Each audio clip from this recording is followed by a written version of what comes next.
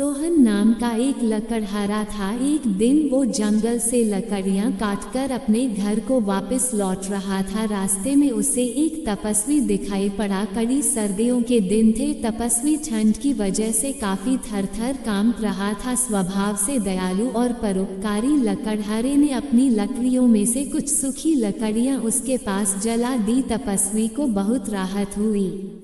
लकड़हारे के इस व्यवहार से खुश होकर तपस्वी ने उसको एक जादुई पत्थर दिया।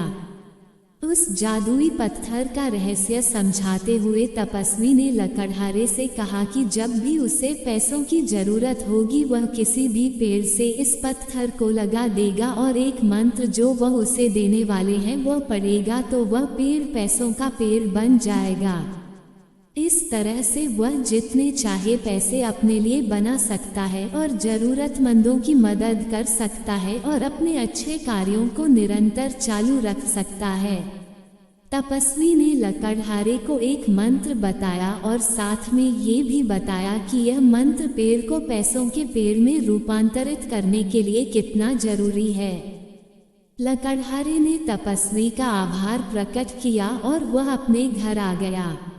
लकड़हारे ने अपनी धर्म पत्नी को वो जादुई पत्थर दिखाया और सारी घटना के बारे में भी बताया। सारी बात जानकर उसकी पत्नी भी बहुत खुश हुई। अब लकड़हारे और उसकी पत्नी को जब भी पैसों की जरूरत होती थी वे दोनों किसी भी पेड़ को पैसों का पेड़ बना लेते थे और जितने हो सके उतने परोपकार के काम किया करते थे। एक दिन उनके एक पड़ोसी ने उन्हें पेड़ को पैसों के पेड़ में बदलते हुए देख लिया। उसके मन में लालच आ गया। एक रात उसने वह पत्थर चुरा लिया। उसने पत्थर को किसी पेड़ से लगाया और इंतजार करने लगा कि वो पैसों का पेड़ बने, लेकिन ऐसा नहीं हुआ और उसे मंत्र के बारे में भी पता नहीं था। दूसरी तरफ लकड़हारा परेशान था। उसने पूरे घर में पत्थर को ढूंढा लेकिन उसे कहीं भी वो नहीं मिला। वह परेशान होकर तपस्वी के पास पहुंचा। तपस्वी ने अपनी शक्ति से चोर का पता लगा लिया। पत्थर उस लालची पड़ोसी के पास था। लालची पड़ोसी ये सोच कर पागल हो गया कि पत्थर काम क्यों नहीं कर रहा। लकड़हारे ने उस पत्थर को वापस पाया और तपस्वी को लौटा दिया और अपनी मेहनत से जितना संभव था उतना दान धर्म का काम करते रहा।